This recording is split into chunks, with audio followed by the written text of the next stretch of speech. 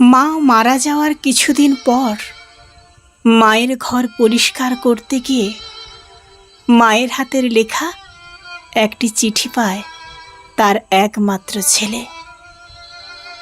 চিঠিতে লেখা ছিল, খোকা, এই চিঠি যখন তোর হাতে পড়বে তখন আমি তোর কাছ থেকে অনেক দূরে চলে যাব, যেখান থেকে কেউ কোনো দিন ফিরে আসে না। খোকা, তোর অনেক কথাই মনে নেই, তাই এই চিঠিতে লিখে গেলাম তোর মনে না থাকা সেই কথাগুলি। তুই যখন ছোট্ট ছিলি একবার তোর জ্বর এসেছিল। আমি দিন রাত ঘুমাতে পারিনি, তোকে বুকে নিয়ে বসেছিলাম, কারণ তোকে বিছানায় শোয়ালেই তুই কেঁদে উঠতি। তোর বাবা আমাকে বলেছিল তোকে শুইয়ে রাখতে, কিন্তু আমি পারিনি। সেজন্যে আমাকে অনেক কথা শুনিয়েছিল তোর বাবা। তোকে যখন রাতে বিছানায় শোয়াতাম তুই প্রস্রাব করে বারবার বিছানা ভিজিয়ে ফেলতি, তখন আমি তোকে আবার শুকনো জায়গায় শোয়াতাম, আর আমি তোর প্রস্রাবে ভেজা জায়গায় শুয়ে থাকতাম। তোর বাবা যখন মারা গেল তখন অনেক কষ্টে আমাকে সংসারটা চালাতে হয়েছিল। একটা ডিম ভেজে 2 টুকরো করে তোকে দুবেলায় দিতাম। এমনও দিন গেছে শুধু লবণ দিয়ে ভাত খেয়েছি আমি, কিন্তু তোকে বুঝতে দিইনি আমি।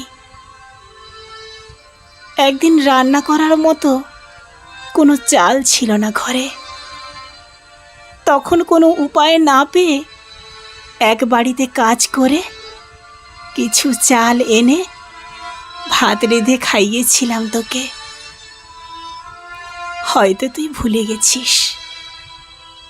যখন তোর এইচএসসি পরীক্ষার ফি দিতে পারছিলাম না তখন তোর বাবার দেয়া শেষ স্মৃতি নাকফুলটা বিক্রি করে দিয়েছিলাম।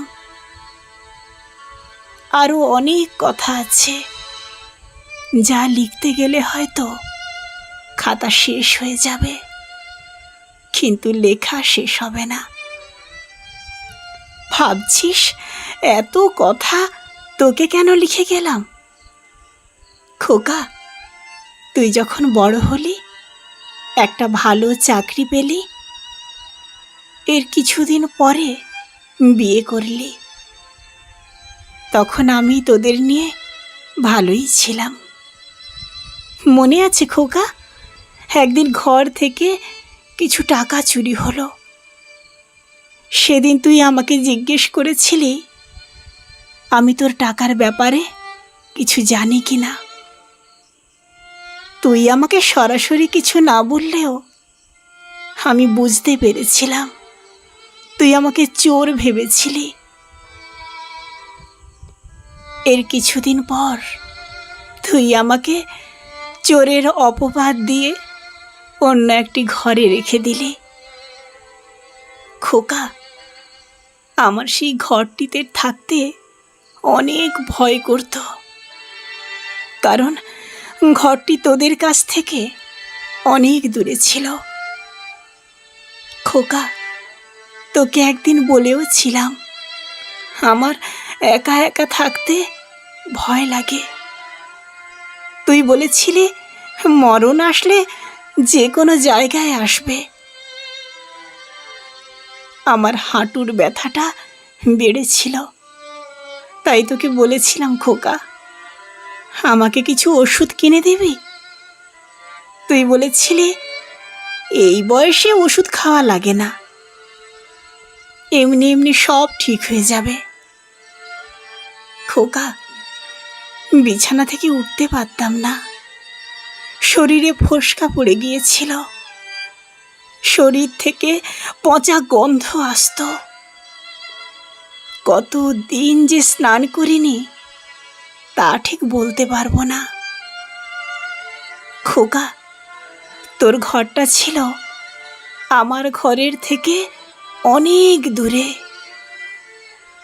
কখন আসিস, কখন চলে যাস, আমি কিছুই দেখতে পারতাম না। তবুও পথের দিকে তাকিয়ে থাকতাম। খোকা, তুই যখন ছোট ছিলি, আমি খেতে বসলে তোকে কোলে নিয়ে খেতে বসতাম। তবুও কখনো তোকে চোখের আড়াল হতে দিতাম না। খোকা, যখন তুই আমার কোলে পায়খানা করে দিতি, তোর পায়খানা পরিষ্কার করতে আমার একটুও ঘৃণা লাগতো না। কিন্তু তুই যখন আমার কাছে আসতি, তখন নাকে রুমাল দিয়ে আসতি।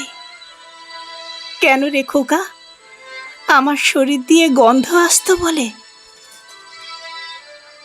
এক কাপড়ে আমাকে কত মাস যে থাকতে হয়েছে তা আমি ঠিক বলতে পারবো না রে খোকা।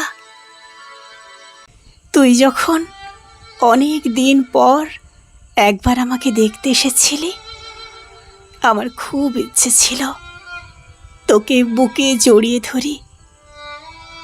কিন্তু খোকা, পারিনি তোকে বুকে জড়িয়ে ধরতে, কারণ আমার শরীরে তো অনেক ময়লা ছিল। তাতে যদি তোর দামি শার্ট প্যান্ট নষ্ট হয়ে যায়, এই ভয়ে তোকে বুকে নিতে পারিনি সেদিন। খোকা, কখনো আমাকে একবারও জিজ্ঞেস করিসনি, মা, তোমার কিছু খেতে মন চায়? খাওয়ার কথা থাক, কতদিন যে তোর মুখে মা ডাক শুনিনি তাও ঠিক বলতে পারবো না। খোকা, আমার কি অপরাধ ছিল যে আমাকে তোর কাছ থেকে অনেক দূরে রাখলি? খোকা, তুই কি পারতি না আমাকে তোর কাছে রাখতে? খোকা, তুই কি পারতি না আমাকে একটা কাপড় কিনে দিতে? খোকা, তুই কি পারতি না আমাকে একটা ডাক্তার দেখাতে? আমাকে একটা ডাক্তার দেখালে হয়তো এই পৃথিবীতে আরো কিছুদিন থাকতে পারতাম। খোকা, কোনো মা তার সন্তানের কাছে পেট ভরে খেতে চায় না, শুধু মন ভরে মা ডাক শুনতে যায়, যা তুই কখনোই বুঝতে চাসনি।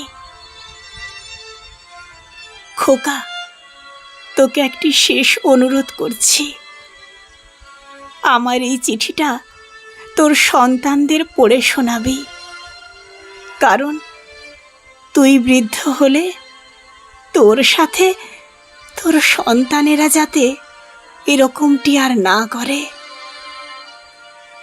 ভালো থাকিস খোকা। ইতি, তোর মা।